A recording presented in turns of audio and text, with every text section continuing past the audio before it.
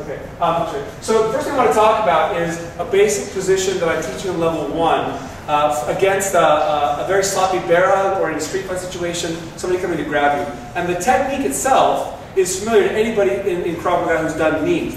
The position is just catching him as though to give knees, inside elbow down, forearm across his neck, and weighted against him. The other arm is catching the bicep, the elbow, something to try and control. Not as important where I'm grabbing, but I want to control that arm.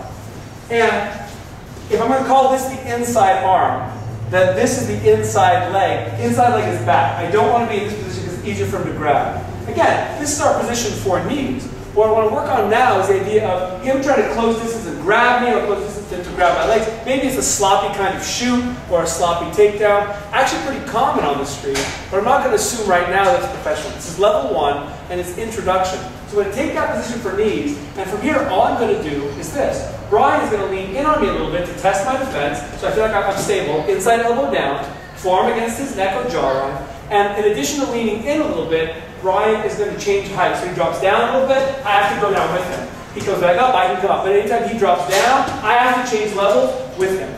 Basic adaptation of the position we're in for knees to deal with somebody trying to come in and grab us. And of course, I do the same thing on the other side. I train them as well. That's the first stage. Just take that position for knees and use it as a way to hold people off from a very sloppy takedown.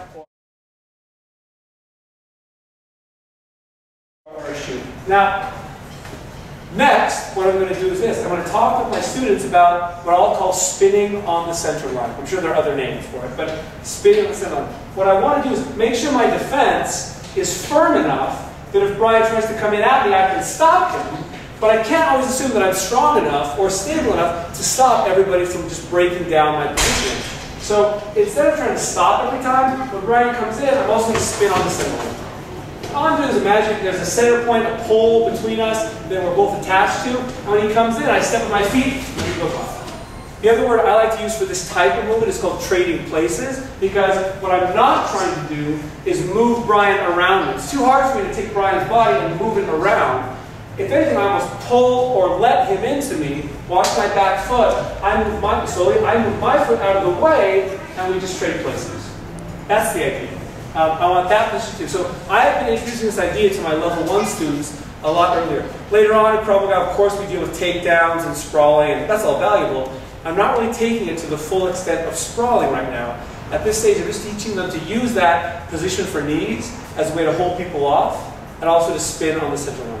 And the truth is, although we eventually have to deal with much more aggressive takedowns, much more professional takedowns, most street fights are going to be this sort of movement. Most street fights are not going to be Brian as a professional shooting in like he's been wrestling for 20 years. It's going to be some guy maybe throwing a couple punches and coming in to grab you, and he's got to keep him off, hold him off a little bit. And then from here, as he comes in more, I'll just spin.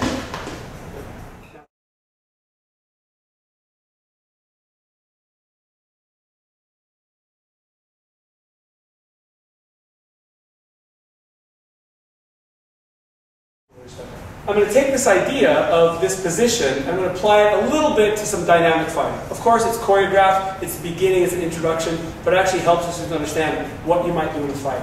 So I'm going to build it in a couple ways. First stage is horizontally on the pad, and hold it up for straight punches. I throw a couple straight punches, whoa, and off that, Brian comes in and closes distance, and I just keep him off. That's it. So I throw some straights, Brian closes distance, and I just keep him off. Basic situation for fighting. I'm going to start here, I'm holding him off. From here, Brian tries to come in, I spin on the center line, hold for a round kick, and I give a round kick. So the next step, or another version of the drill, is we start in close, Brian tries to get through my positioning here, I spin on the center line, and I give a round kick. You could do a knee instead, you could do a punch instead, but then, put it all together, I start here, I throw left-right combination, Brian comes in, I close, I spin him, bang, I get a kick. I start here, I catch, spin him, bang, I get it. Again, incorporating whatever strikes you want to, but the concept is here. Thanks.